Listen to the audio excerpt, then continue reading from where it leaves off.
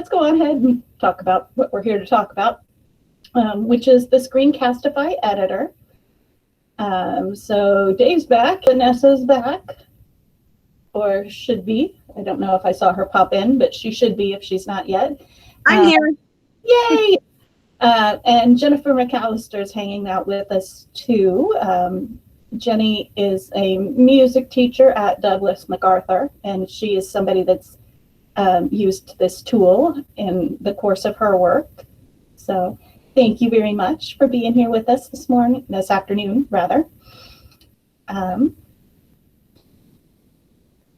Our goal for this hour and a bit is that by the time we leave, you should be able to use the editor to combine multiple video clips, to split, trim, and remix footage, be able to crop video, add text on top of video footage, and download your completed video project if you needed to do that in order to upload to YouTube or any other use that you had for it. Yeah, let me get the non-presentation link and I will put that in the chat.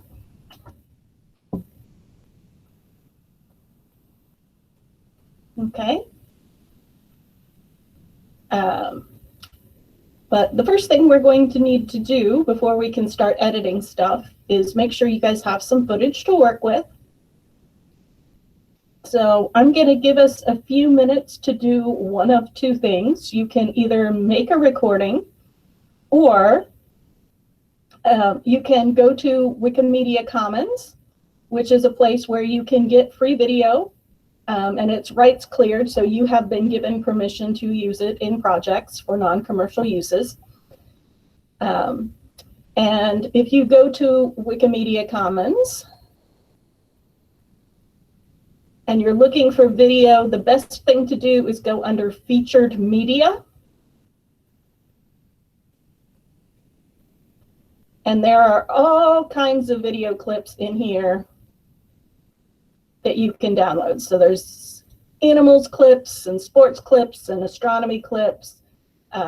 So totally up to you. But before we start doing editing, we want to make sure you have at least 2 or 3 different video files. So we can you can download a few from here, or you can record a clip or 2 on Screencastify.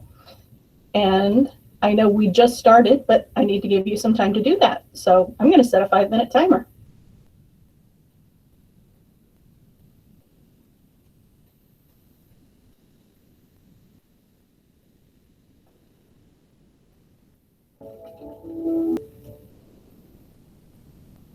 Okay. So when you are looking at one of the clips, it looks like the download link on most of these is going to the images, but underneath there's a link to the original file, which is the video. So you may need to click that and then download it. And then we will move forward and look at what to do with them after we get them downloaded. So our 11 o'clock class was talking about recording video in Screencastify, so we're not going to go into that in depth this time because we wanted to focus on the editor. But we can most certainly just do a super quick demo of that. So if we are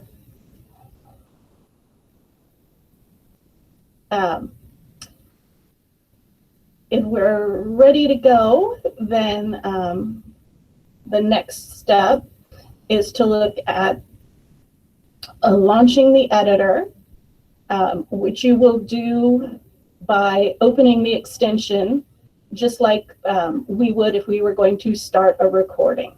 So if you are on your Chromebook and logged in with your Google Schools account, or if you are logged into Google Chrome with your Perry Schools account, you should, up at the top of your web browser, see your profile picture or your initial for your school account in the corner. And you should have a whole bunch of little icons in between that picture and your web address. One of those is going to be a little like peachy colored arrow with a white camera icon. And that's going to be your Screencastify icon. So if you're logged into Google Chrome with your Perry Schools account, that should already be there. We were having a few people that were struggling to find it this morning. I'm not sure if it was because they were using it for the first time and needed to do some setup. So if we need to help you problem solve, we can try and do that for you in the chat. But you should be able to find that icon. And when you click on it, the first thing it's going to show you is the screen to start recording. So it'll have you decide whether you want to share your tab, your whole desktop, or your webcam. And then there's just a blue button to record, and you can just start recording. So the basic process of making a recording is very simple. And then the rest of the time we spent this morning, we were kind of digging into the different options and how to use the markup tools and some other things. So if you were not able to join us for that, either our classroom experts or our tech coaches would be more than happy to work with you on that. We've got a great team there. When you are ready to launch the editor, there's two ways to go about doing it. The first way is if I've just recorded a video and I want to edit that one, then I have my Screencastify recording finished screen, and I just have a nice easy button here to open this in editor and edit it right away.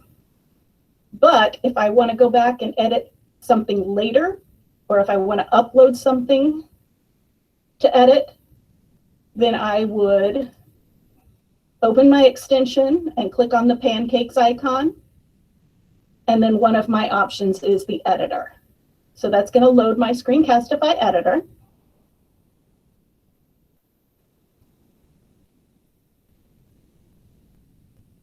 And sometimes it takes a moment, especially on a Chromebook, and especially if they're busy. And then it's going to load up whatever project I was working on last, or whatever project I had clicked and just finished recording. If this isn't what I want to edit, I can come up here and say new project, and that'll clear that out, and there won't be anything there. So that's how we're going to start fresh. Okay. We've opened our editor. We've cleared our screen. And then you can use the blue plus button to load video footage from your computer. In theory, this also works to load footage from your Google Drive. I have not had a whole lot of luck getting things to upload from Drive. I usually have had to download them to my computer and then upload them. I'm not sure why, but I haven't had a great deal of luck getting it to upload to the editor from my Drive. But I can just click my blue button, tell it I want to upload, find that file that I just downloaded, or whatever random video I want there, and open it up.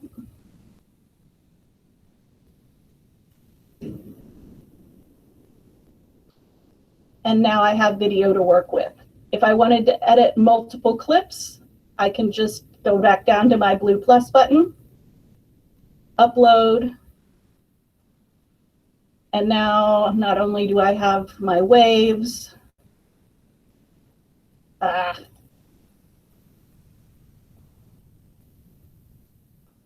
one moment, please.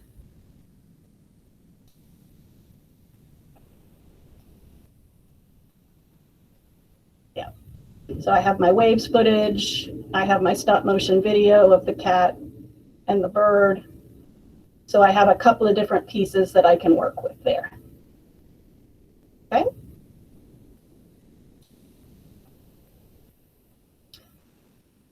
And I'll give people a few minutes to get that far.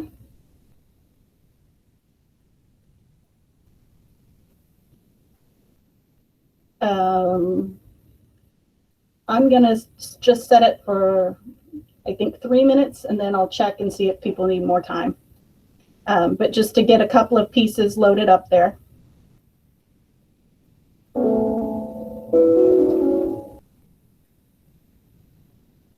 And so kind of that first skill with editing is splitting footage.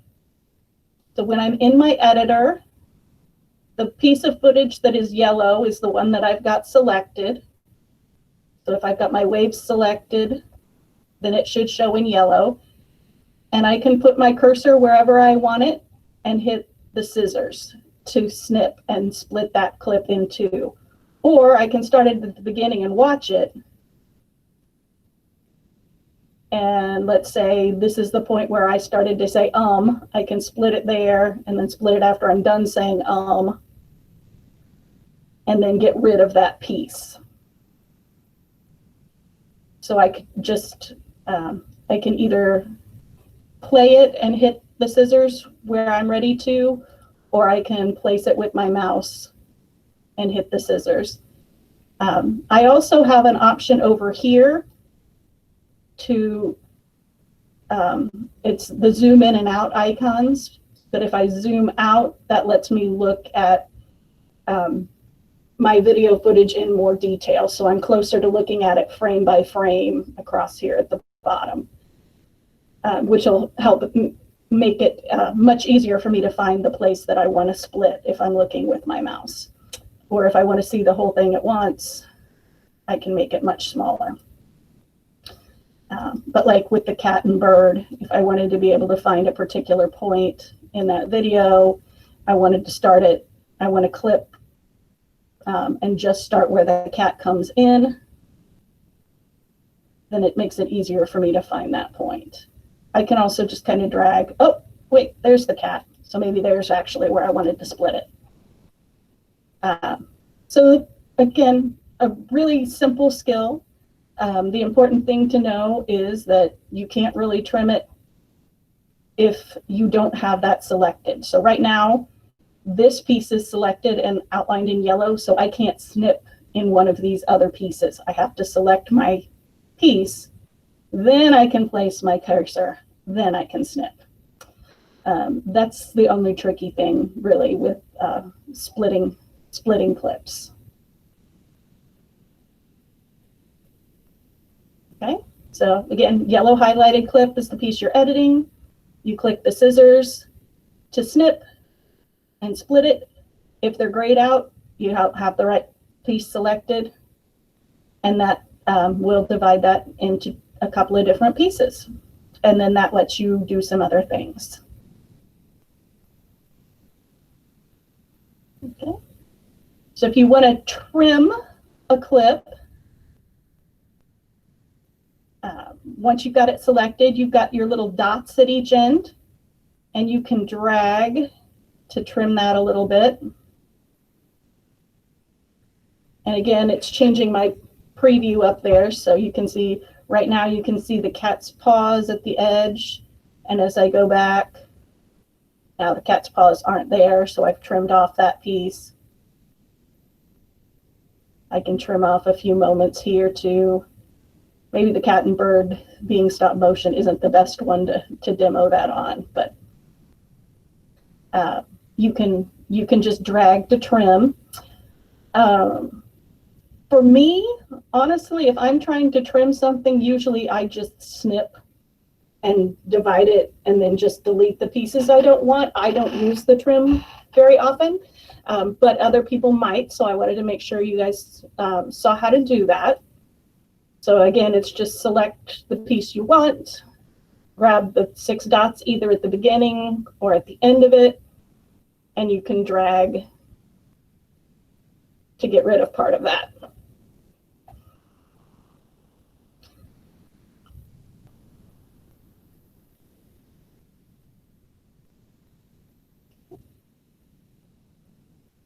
And then if I wanted to reorder my pieces, all I'm going to do is drag and drop them. So there's a video in the slides, but there's no reason for me to play that when I can do the same demo live.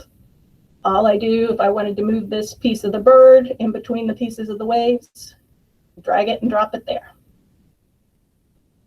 And so now if I play my video from the beginning, I've got waves, then I've got stop motion of the bird moving, more waves, cat and bird, more waves. So all I need to do if I want to reorder things is drag and drop. If I want to delete a piece, I highlight it and I can click delete. I can click the trash can, or I can hit my delete key. I don't know of any way to add space in between the sections. So you'd probably just need to have some footage of like blank screen. So just like black or gray if you wanted to add something simple, blank in there. But it would be easy enough to just like have a slide that was just black and record that for a little while with Screencastify, and I can show you how to clip it, crop it later, so all you would see was the black. No, in this case, the Screencastify editor it's a very simple editor. There's not really much of anything in the way of transitions. It's just straight from one piece to another. So no fades or no fancy transitions. But as far as getting the pieces together, it'll do that for us. And it does work quite nicely. It's not as fancy as the full version of WeVideo, but it's also not nearly as expensive, which is why we could afford to get it for all of our teachers and all of our students. So I think the next thing I have was just some practice time as well, yeah, for those things. So to try making some of those snips and trims and reordering some things. I had a 5-minute timer. I think I'm just going to give us 3 and then let me know if you guys need more. Okay. But I just wanted to give people a moment to practice. All righty. Any questions or comments that we haven't already addressed in the chat about that piece?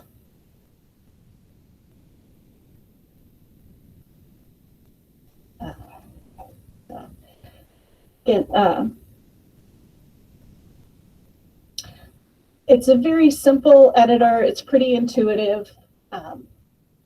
There are more sophisticated programs that some of you may have access to if you've got Apple products, or if your school has purchased seats with the WeVideo Professional or the Pro version, which I know Perry High, Diane manages some licenses for that. But we wanted to make sure everybody knew Screencastify so that you can help kiddos with it. Old school Windows Movie Maker is good. Yeah, there's all kinds of different tools out there that are available to do things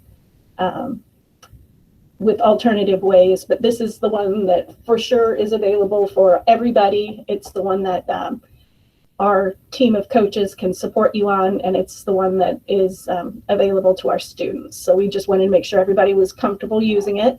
And then if you know something fancier and you have a favorite, that's perfectly fine. We want you to be able to do some basic editing and to help our kiddos with that as well, with the tools that are available to them. And same thing with just straight up recording. If you are in love with Loom or Screencast-O-Matic or one of the other recording tools, that's fine. We just, again, want everybody in the township to know how to use this one because A, we can support you if you run into problems, and B, this is the one that our students have access to, so we want you to be able to help the kids. Then moving forward, you can crop the video in a clip. So I use this a lot when I make the just one thing videos. Those are just made using Google Slides, but I don't want it to show my slides tools. I don't want it to show my toolbar, my various tabs.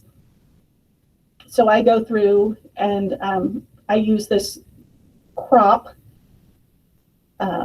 So let's say I'm working with this piece of my cat and my bird, but I don't want all of that dead space there where I was moving them around on my desk in my office. I just want to crop it so that I'm just seeing the animals. I can draw a rectangle over the area that I want. I can drag this around as well. And then click done, and it's going to crop that whole clip. So now I've only got that part of it. So I cleared out my dead white space on my cat and my bird. And again, I did that by highlighting my clip, hitting my crop button over here, and then dragging the part that I wanted. So in this case, I don't think the cat comes into it at all. So I'm just going to get kind of that area for my bird friend. And now I've made that smaller so you can see him moving. And that's still way too much, so I'm going to recrop him.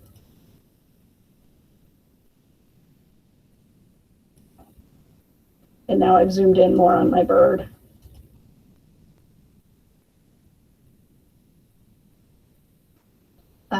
So again, simple to do. Just wanted to make sure everybody knew that was available.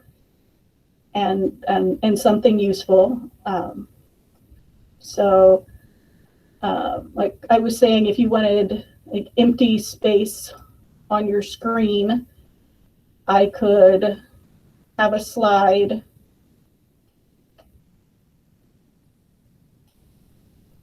that was blank and make my background black. And just do a screencast of like 5 minutes of just this black screen and trim it, crop it so that all you see is the black. And then I essentially have black screen that I can put in and work into my videos. So that might be one way to do that kind of thing. You could probably also play with some of the transitions in PowerPoint or in Google Slides to kind of get some of those transition effects in there. It's not going to be as smooth as if it was really doing a transition between your two clips, but you could kind of get a fade to black effect maybe, or you could do a few things playing around with that as well, using slides in creative ways. I have a feeling if we challenge some of our students, we would be amazed at what kind of effects that they can come up with using the really simple tools that we have available to them. I think if you challenged the high schoolers or some of the high ability kids at the lower levels, you can come up with some really interesting techniques that they can invent, would be my guess. So that is cropping the clip. And then the last piece would be putting text in on top of your footage. So again, I'm going to select the clip that I want, kind of select the part where I want the text to start, and then I can just click my T to add text. And you can see right now it's going to show the text from this point to this point. And Screencastify just changed that because like a month ago, it would have put the words over the whole clip. I couldn't just select any part of it. So I would have had to snip and make more pieces there in my clip. But now they've made it so that I can stretch the where I want the words to be over whatever portions of that clip. And then I just put in what I want to write. I have some very basic text editing stuff. I can have a colored background.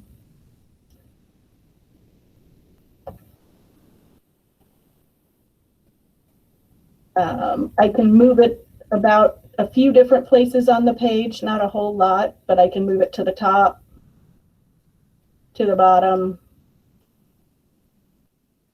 or centered. And same thing with left and right.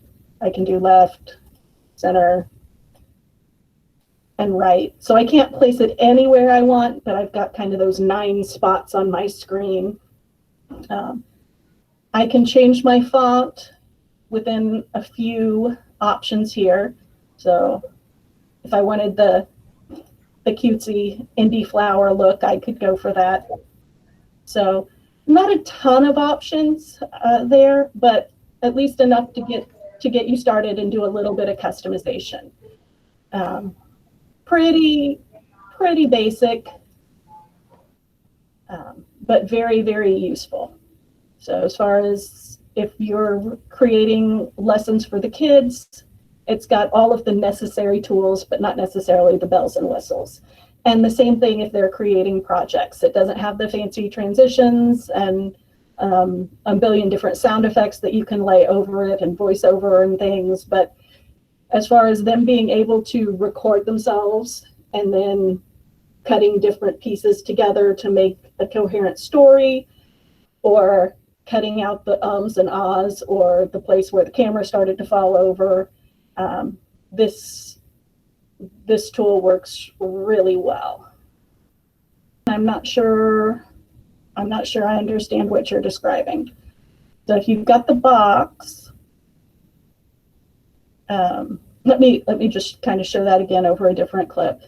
So I'm gonna select my clip and put my cursor where I want the words to start, and then hit my T to add the text. And then I should have a place here where I can write. I don't know that I can get it exactly frame by frame, Monica, but I can, with this little slide, I can go from having it very condensed down there at the bottom to very expanded. So again, I don't know that it's exactly frame by frame, but it's pretty close. You can see it's not moving a whole lot in between each one, but it's just this slide here for the zoom on the preview.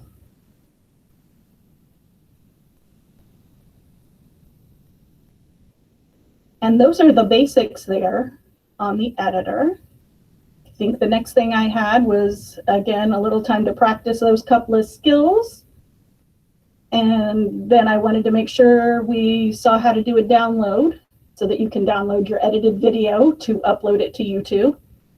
And then we will, I will turn you loose and get you attendance.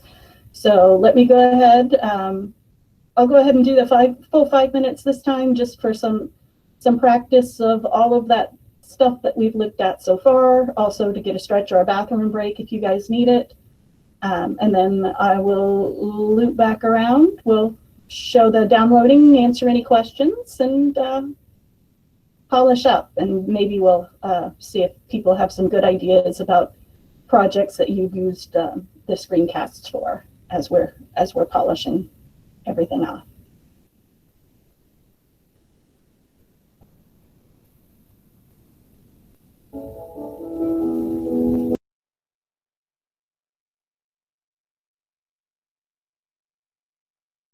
Was downloading your video. So you're looking for that export button at the upper right. Wrong window. And then in theory, you should be able to export to Google Drive, but that's something that I've had difficulty with. So usually I'm going to do the export as an MP4, and that's going to save it to my computer, whether that's my PC or my Chromebook. It'll save it there. I just don't want to leave a ton of those saved on my Chromebook, because that starts to eat up the storage space, and a Chromebook doesn't have a ton of it. But I'm going to export MP4, give my video a name, and say download. So the downloading piece is very simple. And again, it kind of depends on what you've taught your computer to do with your downloads, but usually that's going to go into a folder called downloads. Takes a few moments to process.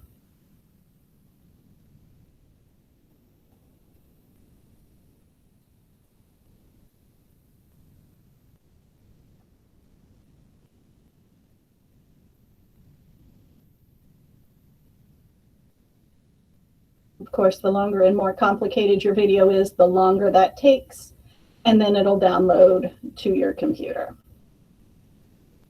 And you're ready to take that, and you can load that into Google Drive, you can upload that to YouTube. You could very selectively upload that into Canvas. We don't want to save a lot of media files in Canvas because, again, media files are huge, especially video files, and you'll run out of storage space pretty quickly. So typically we want to save these into our Google Drive or into our YouTube, teacher YouTube channels. And that is the way that we would want to go about sharing that.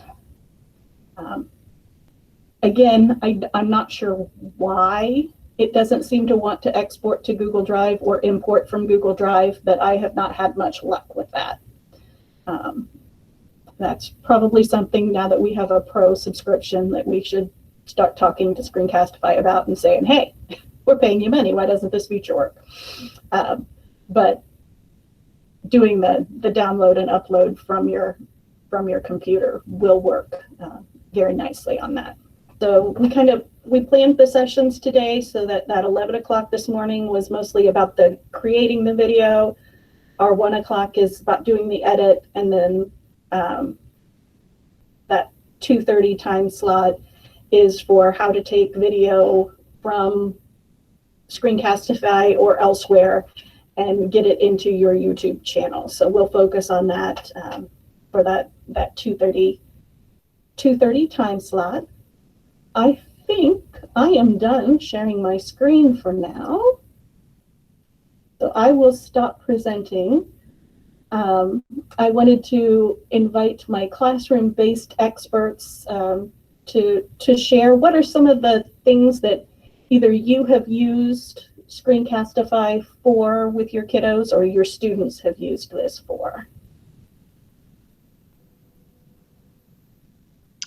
This is Jenny, and I teach on PowerPoint. So in the spring when I was making these videos, I used my PowerPoint instructional material and uploaded them in Screencastify and turned them into a video to share on YouTube so the kids could just watch. It wasn't really anything they were interacting with, but they were watching the normal content that they would have gotten had we been at school. So do you want me to show one of those a little bit? Sure. Okay, if I can, now I have to figure out how to do that. Turn, present.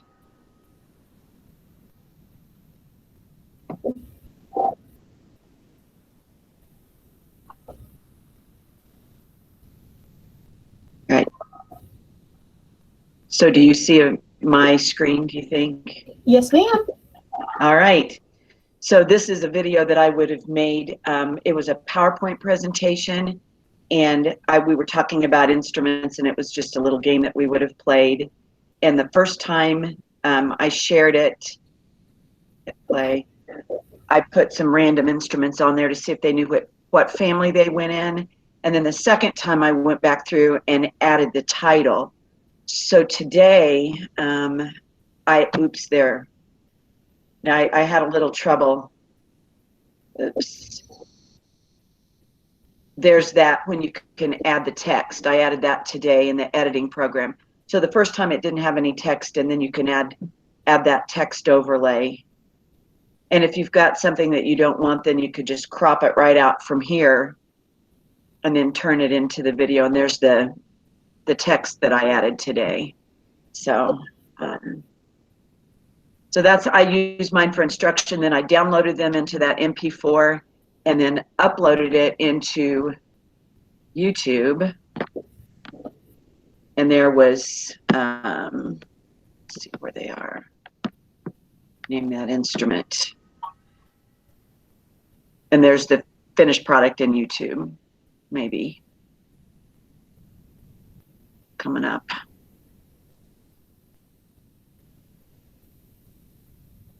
All right, and you did talk about, I'm going to stop sharing. I did add, let me find you. in the Windows Movie Maker, you talked about somebody asked about fading and all that. That's where I did all that. But you can do everything you really need to cut and crop and add text. You can do in Screencastify. So that's how I used it. Yeah. Thank you. Thank you. Thank you. I know Matt White at Burkhardt rather has been a big champion of using Screencastify for a long time for recording directions for his kids, because then if kids come up and ask him a question that he's already given them the answer to, his answer is go rewatch the video. So that can be a really good, useful way to help the kids be a little more independent, to have them have that kind of that library of the directions and the how-tos. That's a great thing. So I've used this a lot for making how-to videos, putting my just one thing videos together. So I'll just start recording. I'll do my demos. If I make a flub, and I almost always do, then I can just keep talking and go back and cut out those things later. I don't have to go through and start the recording again and do it like 20 times. I can just keep talking and clip things out. So that helps a lot. I've used it a good bit to just like try and trim out at the beginning where I've started a recording, or at the end where I've stopped a recording. Although that is something I will show everybody really quickly. There are some, when you're recording with Screencastify, there are some keyboard shortcuts so that you can hit things on the keyboard and not have to do some of those things with your mouse. Click my extension, click my 3 lines, go to Classroom Resources. And that Classroom Resources takes me to a page that looks like this. My beginner stuff, my next level stuff, and then my shortcuts is down toward about the middle of the page with the Getting Bestest selections. And if I click on that, I get my master list of shortcuts. So starting and stopping recording with the Alt-Shift-R, pausing or unpausing with the Alt-Shift-P, Alt-T to show or hide the toolbar. Those are the ones that are super duper useful. But there's lots of different shortcuts there. Alt-W to turn the webcam on and off while you're working is a good one too. And again, I got here by clicking my extension. And then there are 3 horizontal bars. Let me change the way I'm presenting again. One more time. So here's my extension. Then I've got my 3 bars here and my option for Classroom Resources. So that's the easiest way to get here. It is also just part of the Screencastify website. So it looks like screencastify.com/education/resources also will get you there. People mostly use it for instructions, for read aloud. What other things do people do for it? Most definitely, we've had people recording read alouds. Most definitely, we have students using it for student projects, student presentations.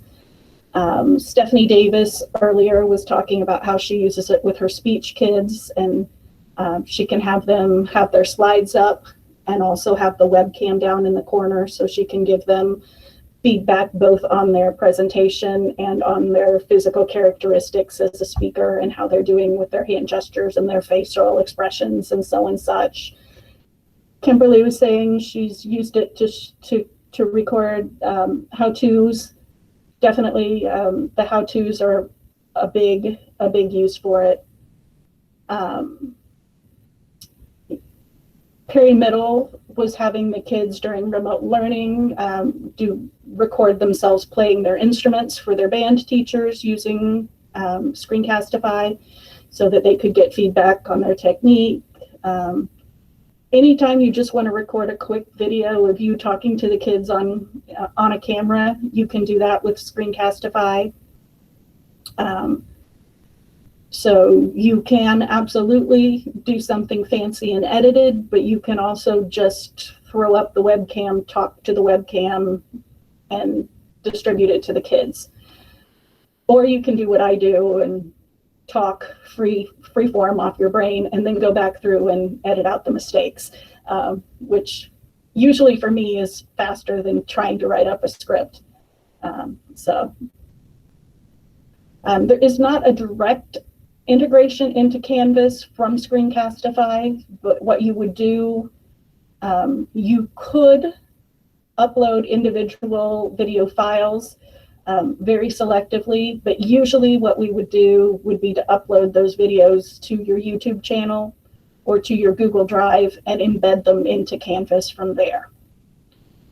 So it is very easy to get a video from Screencastify into Canvas, but it's not like an external tool kind of thing. You have to make the file and then you have to put the file there.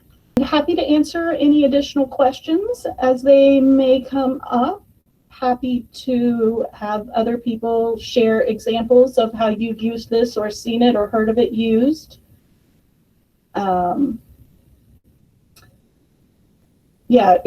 Getting to Parent Square would be the same thing. You could either send out a link via Parent Square, or you could upload it to YouTube and put that into Parent Square. There's it should be a relatively easy thing to pass to distribute videos that way as well. And yeah, we've got about 20 minutes until we start the YouTube focused class, so I'll hang around.